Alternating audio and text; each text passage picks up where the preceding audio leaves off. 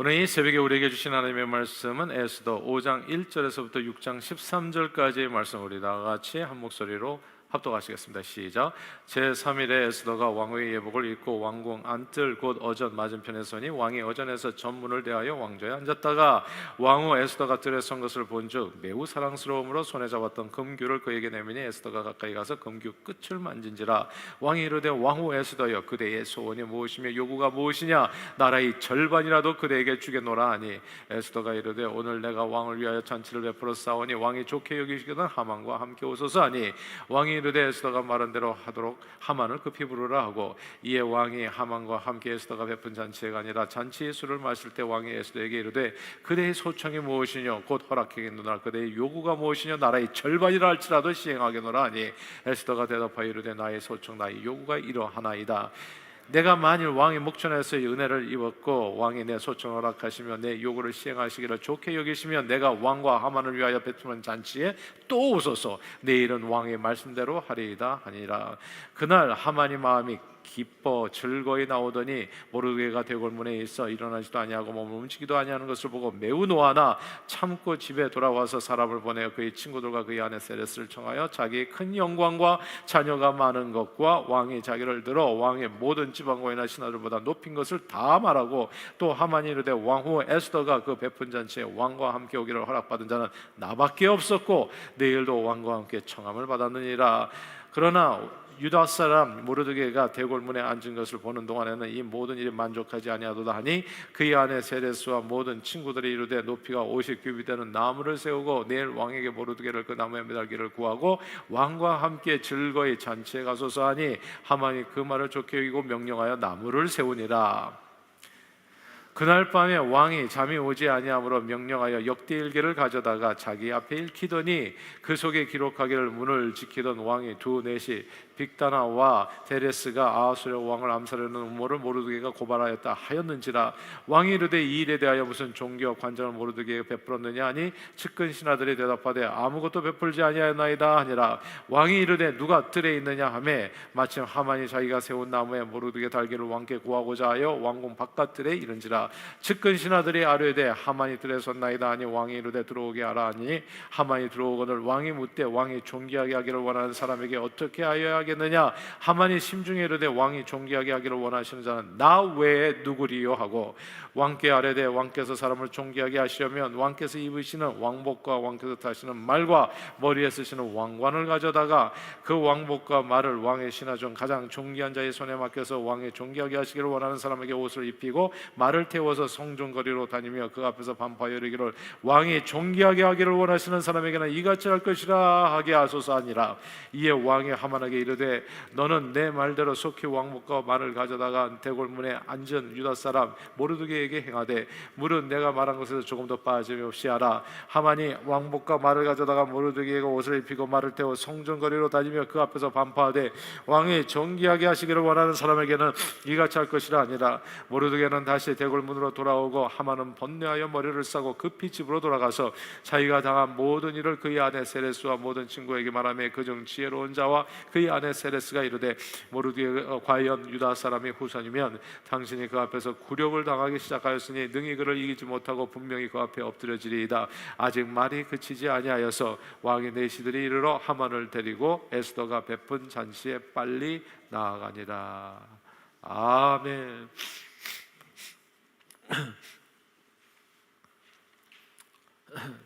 저희 형제는 딸, 아들, 딸, 아들 이렇게 다섯입니다. 제 남동생은 저와 거의 이제 나이 차이가 10년 터울이기 때문에 남자아이를 귀하게 여기던 그 시절에 장손이었고 종손이었던 저는 한동안 이제 귀하게 대접을 받기도 했었습니다. 딸밖에 없는 집에 이제 외아들이었던 편이었죠. 귀한 손이었습니다.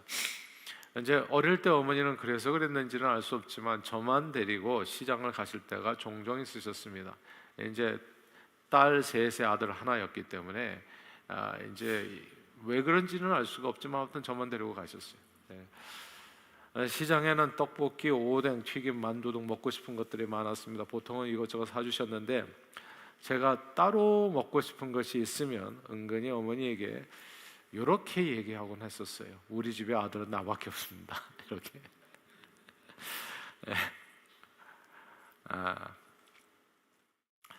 결국 10년 만에 우리 집에 또 다른 아들이 태어나면서 이제 이런 어리광에 통하지 않게 됐지만 저는 잠시나마 뭐 외아들이 무슨 벼슬이 있냐 까불며 살았었습니다. 나밖에 없다는 삶의 태도는 별로 좋지 않았어요. 그게 무슨 권세인 것처럼. 14억 명의 인구 대국 중국은 급격한 인구 증가로 인해서 1979년에 강력한 산하 제한 정책인 하나아이 하나만 낳자 정책을 실행하면서 부모가 하나만 낳은 아이를 애지중지 과보호 속에 키우면서 소위 소황제, 작은 황제족이 탄생하게 됩니다. 소황제는 이제 4명이 조부모가 있는 거죠. 외가 쪽, 친가 쪽 해가지고 외할아버지, 외할머니, 그리고 친할아버지, 친할머니 이렇게 4명의 조부모와 그 다음에 2명의 부모가 하나에게 매달려 사는, 그래서 4 to 1 중국은 때문에 어른들이 과보와 맹목적 사랑 안에 성장하여서 응석바지, 고집불통, 버릇없고 남을 배려할 줄 모르고 참을성 부족하고 자립심도 부족하고 환경 적응력도 부족하고 문제 해결력도 부족하고 게다가 살도 엄청 쪄요. 계속 갖다 주니까 그냥 계속 먹어가지고 운동력은 한참 부족한데 움직이는 걸 싫어하니까 안 움직이고 계속 앉아서 먹기만 하니까 그래서 매우 허약한 인간이 되어갑니다. 과거에는 교실에서 아이들에 대한 교사의 훈육이 가능했는데 저 때만 해도 70명, 반도 12반씩 그러다 나중에 50명, 지금은 몇 명이나 20-30명 된다고 그러는. 그러니까 옛날에는 그냥 누구 하나 죽어나가도 별반 아쉽지 않은 그런 시절이었던 것 같아요. 그러니까 이 밥상에서 밥을 먹을 때도요, 지금은 부모가 쫓아다니면서 한 숟갈만 먹어. 아유, 나는 그런 거 보면 그냥 경기가 일어나요.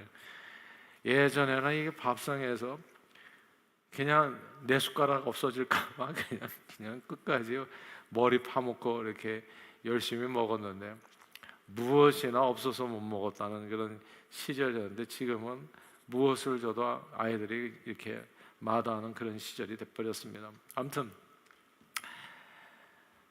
과거에는 교실에서 아이들에 대한 교사의 훈육이 가능했지만 지금은 이 소황제족들에 대해서 교사가 뭐라 할 말이 별로 없습니다.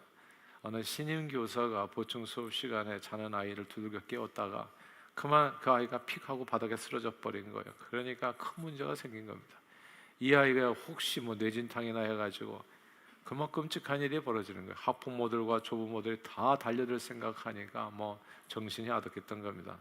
다행히 바닥에 픽 쓰러진 애가 그 바닥에서도 또 코골면서 자는 바람에 더 이상 문제는 발생하지 않았지만 이제 자는 아이를 건드려 깨우는 것도 힘든 거예요. 이거 그냥 가만 놔둬.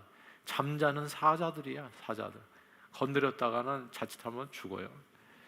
그러니까 이 소황제 문제가 중국에서 아주 심각한데 이 소황제 문제는 초저 출산율을 보이는 한국도 심각합니다. 한국 교육 현장에서도 한국판 소황제족들의 횡포가 대단하지요. 이 다툼의 이유가 무엇이든 상관이 없어요. 폭력을 행사한 아이의 부모가 상대 아이에게 다른 집 자식을 갖다 때려가지고 눕혔으면은 그러면 먼저 사과를 하는 게 당연한 일인데, 근데 요즘은 이렇게 얘기하는데 부모가 와가지고 한다는 얘기가 때린 우리 아이의 심정도 한번 고려해봤냐 이렇게 얘기하는데 오죽했으면 때렸겠냐 말이지. 그렇게 얘기한다는. 그리고 어떤 학부모는 우리 아이는 아예 왕의 DNA를 가졌으니까 건드리지 말라 이렇게 얘기하는데 우리 애는 그냥 칭찬만 해주세요. 야단치지 마세요. 우리 집에서도 안 그러니까. 극진한 대접을 요구한다고 하죠. 세상의 자식은 나밖에 없다는 생각이 버릇없고 고집불통이고 교만하고 건방지고 안하무인이고 그리고 남을 배려할 줄 모르는 이 소황제족을 만드는 배경이 됩니다. 그러나 성경은 교만은 패망의 선봉이라 말씀했습니다. 인생을 살면서 가장 주의해야 될 삶의 태도는 교만한 거예요. 제가 진짜 저도 평생을 걸고 할 수 있는 얘기예요. 교만하면 한 방에 훅 갑니다. 그냥 항상 감사합니다. 모든 기회가 주어져도요, 건방지게 얘기하지 마시고 기회 주셔서 감사합니다. 항상 그리 얘기하세요. 섬길 수 있는 기회, 봉사할 수 있는 기회, 나눌 수 있는 기회, 베풀 수 있는 기회, 줄 수 있는 기회, 선교할 수 있는 기회, 전도할 수 있는 기회예요. 아무나 하는 시간 없고 이게 뺄 생각만 하고 그렇게 오만하게 살면 안 돼. 내게 다 준 게 다 기회예요. 사람이 내게 온 것도 그것도 감사한 기회인 거예요. 섬길 수 있는 기회. 진짜 세상을 살면서 가장 주의해야 될 삶의 태도는 세상에 나밖에 없다, 내가 최고다라는 오만입니다. 에스더서에서 아각 사람 하만은 페르시아 제국의 왕이 자기를 총애하니까 이제 마치 소황제족처럼 돼버렸습니다. 자기 스스로를 높여 신처럼 떠받들어지기를 원했습니다. 이 소황제족이 딱 그거거든요. 신처럼 떠받들어지기를. 제가 이 아이 이게 이렇게 손주도 보고 하다 보니까 이거 진짜 조심해야 되겠더라고요. 이게 자칫 잘못하면 잘 키워야 되겠더라고. 어리광 부리고 이렇게. 근데 뭐 이 부모 눈에뿐만 아니라 할머니 할아버지 눈에도 다 사랑밖에는 없잖아요. 근데 그건 되게 주의해야 될 일이 아닌가 싶어요. 아무튼 에스더서에서 이 아각 사람 하만이 그랬었다는 거예요. 이렇게 사랑을 받게 총애를 받다 보니까 자꾸 몸이 붕붕 뜨는 거예요. 이거 큰일 나는 일이거든요. 진짜 죽음을 향해서 가는 길이거든요. 모든 사람들이 왕 앞에서 하듯이 자기 앞에 절하고 자기를 경배하기를 원해서 이게 다 소황제족이에요. 이게 자기 자신은 아무것도 아니거든. 사실 부모의 은혜거든요. 그리고 다른 사람이 지금 하나님의 은혜고, 근데 그런 걸 자꾸 잊어버리고 내가 귀하기 때문에 그런 줄 착각에 빠지는 거예요. 왕의 권세를 힘입어서 그 권세를 마치 자기 것인 양 이용하라고 했습니다. 하만은 그런데 왕이 아닙니다. 그리고 사람이지 하나님이 아닙니다. 그러나 그가 스스로를 높여 소황제처럼 사람들에게 대접받고 하나님처럼 숭배받기를 원하게 되었을 때 그는 세상에서 가장 악하고 못난 사람이 됩니다. 그리고 이제 그 앞에 남은 것은 패망밖에는 없죠. 자기를 대접하지 않는 사람들을 미워하고 저주하고 죽이고 달려들게 됩니다. 저도 그렇게 교회에서 가만 보면 막 뛰어다니는 애들이 있어요. 근데 남을 배려하지 않아, 전혀. 그러니까 진짜 오냐에 이게 어떻게 될지는 잘 모르겠어요. 교육을 잘해야 됩니다, 진짜. 진짜 교육을 잘 하셔야 됩니다. 사랑만 줘서는 안 됩니다. 말씀으로 정확하게 알려주셔야 돼요. 바른 길을. 그리고 어떤 삶을 살아가야 되는지, 남을 배려하고 섬기고 베푸는 삶, 내 입만 입이 아니라는 거, 이런 내용들이요.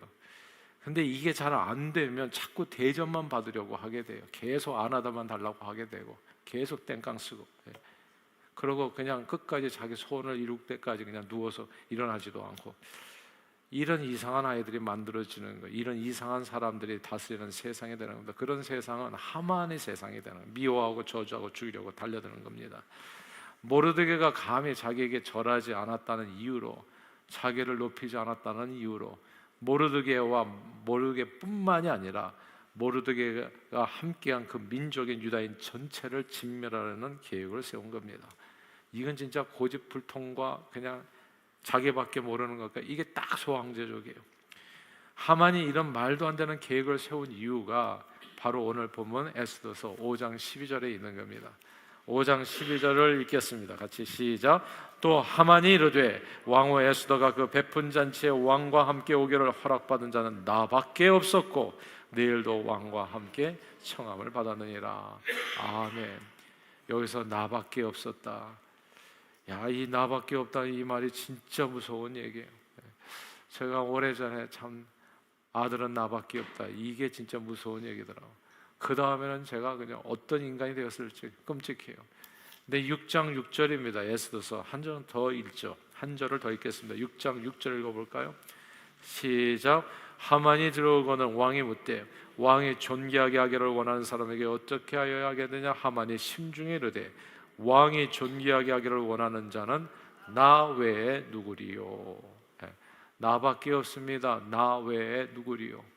그러니까 이게 정말 그 사람을 망하게 하는 거예요. 그러니까 교육도 잘 생각해야 됩니다. 자칫 잘못하다가 사랑을 너무 과잉으로 줘가지고 나밖에 모르는 애로 크게 된다면 이건 진짜 망하는 겁니다. 그 아이 인생은. 나 외에 누구리요? 나밖에 없다. 이게 패망에 이르는 선봉이 됩니다. 근데 이게 가만 보니까 예수를 모르는 사람뿐만 아니라 예수를 아는 사람도 가끔씩 걸려드는 함정이 돼요.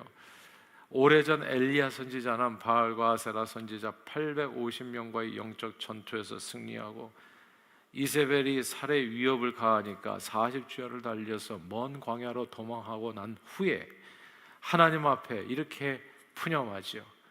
여호와 신앙을 가진 사람은 이 세상 천지에 나밖에 없습니다. 야, 이게 어떻게 똑같이 얘기해? 나밖에 없다.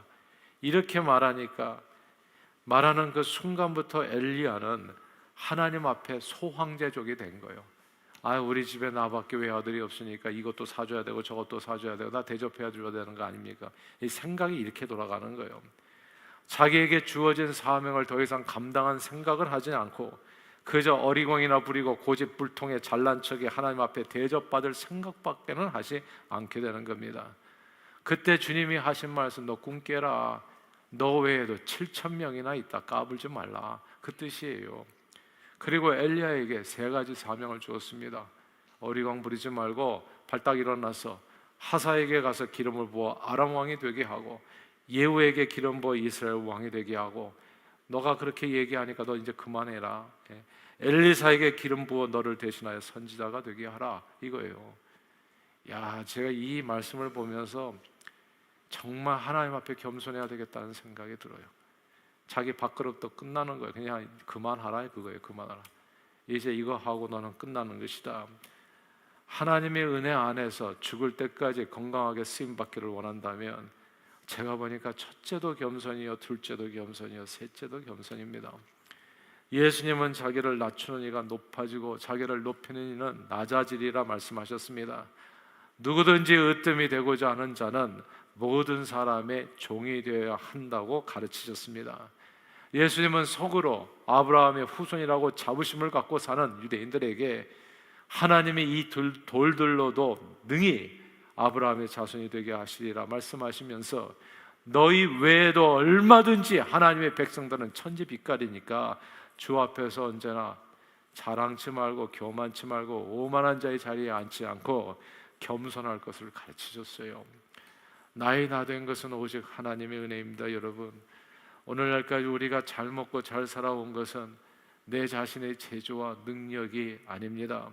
모두 하나님이 나를 불쌍히 여기신 긍휼이요 자비요 은혜일 뿐이에요. 성경은 너희가 그 은혜를 인하여 믿음으로 말미암아 구원을 얻었기에 행위에서 난 것이 아니니 자랑할 것이 없다 말씀했습니다. 나밖에 없는 것이 아니라 나 외에도 수없이 많은 거예요. 저는 제 막내 동생에게 감사해요. 10년 터울이었지만 자칫 잘못하면 소황제족이 될 뻔한 진짜 바보 같은 인생을 살 뻔한 저를 구원해 줬어요. 걔가. 나 외에도 아들이 또 있는 거예요. 내가 죽어도 괜찮아. 손을 이을 사람이 있었던 거예요. 그런데 나중에 보니까 그 아들뿐만 아니라 방법은 얼마든지 있더라고. 내가 종손이었거든. 족보에 이름이 딱 들어가지, 유명호. 그러나 내가 스스로 입을 벌려가지고 다 그냥 내 할 일도 일부러 때로는 변명하기 위해서 그런 말을 할 때도 되게 많잖아요. 이제 좀 내가 빠지기 위해서. 근데 내가 빠지면 좋은 게 아닙니다. 주님 앞에 갈 때까지 강건하게 끝까지 쓰임받기를 기대하세요.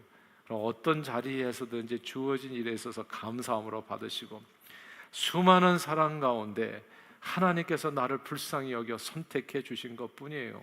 이번에 8분이 우리 그리스 선교를 가는데 선택해 주신 겁니다.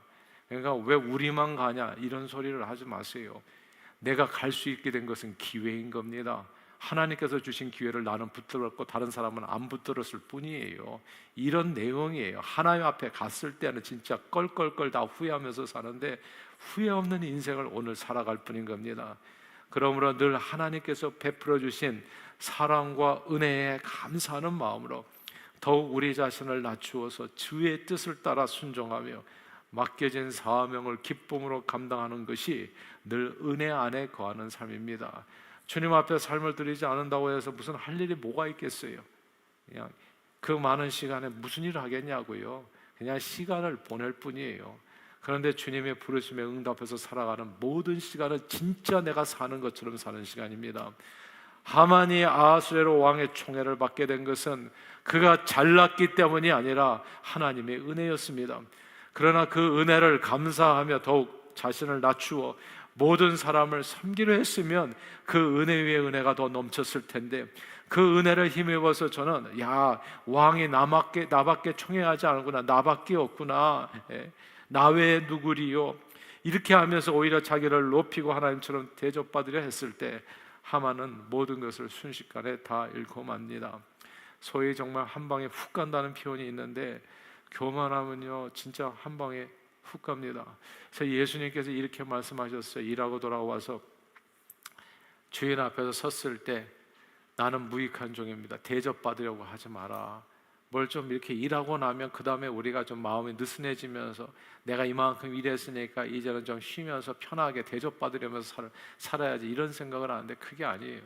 사는 날까지 쓰임받다 가세요. 쓰임받다 하나님 앞에 건강하게, 그것도 건강하게, 아프지 말고 다치지 마시고 주님 앞에 갈 때까지 건강하게 쓰임받다 가는 게 최고로 인생을 잘 사는 겁니다. 쉬는 것은 언제? 하나님 나라에서 안식하는 겁니다. 영원히 쉴 수 있어요. 정말 진짜 그때는 그 쉼이 달콤할 겁니다. 나는 무익한 종입니다. 고백이 중요합니다. 그러므로 늘 나밖에 없다가 아니라 나 외에도 많다는 마음으로 능하신 하나님 앞에, 나를 선택해 주신 그 하나님 앞에, 나를 써주시는, 쓰임받게 해주시는 그 하나님 앞에 다 겸손히 우리 자신을 낮추어 정말 감사하면서 주님 앞에 서는 날까지 강건하게 섬김에 으뜸된 종으로 쓰임받는 저와 여러분들이 다 되시기를 주의 이름으로 축원합니다. 기도하겠습니다. 하나님 아버지, 교만은 패망의 선봉이요 겸손은 종기의 앞잡이가 되는데, 오늘 나밖에 없다는 이 교만한 삶의 태도로 멸망길을 걸은 하만을 본보기 삼아 늘 우리 자신을 낮추어 섬김에 으뜸되는 삶으로 하나님을 영화롭게 하고 많은 영혼을 주님 앞으로 인도하는데 존귀하게 쓰임받는 우리 모두가 되도록 축복해 주옵소서. 예수 그리스도 이름으로 기도합니다. 아멘.